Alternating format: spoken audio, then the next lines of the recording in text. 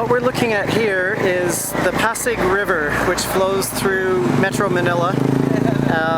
It's one of the most flood-prone rivers in Manila proper, and there are literally tens of thousands of people living on the edge, informal settlements living on the edge of the Pasig River.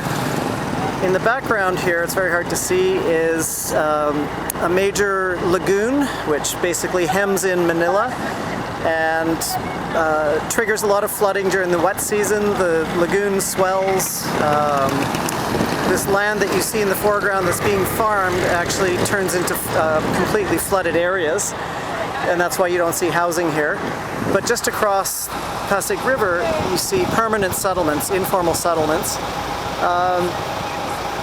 Several years ago, Hurricane Ketsana, which was a major hurricane that struck the Manila region, caused such severe flooding that many of the settlements in this area were completely destroyed, and the government decided to relocate the individuals to another location further inland, a so-called safer location.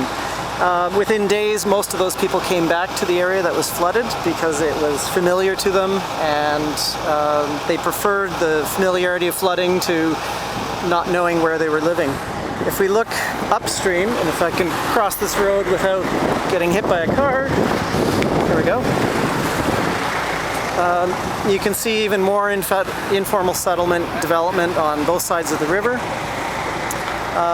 It doesn't actually look like informal settlements because it's so permanent, and yet if you look any closer, you'll see a first floor and then a second floor that doesn't really match. It was built many years later. You'll see ground floor home shops being built, places for business making a little bit of an earning besides living in a location. So what we have here essentially is one of the most vulnerable communities in Manila, vulnerable to river flooding, vulnerable to flooding of the lagoon during the wet season, and certainly vulnerable to hurricanes such as Hurricane Ketsana.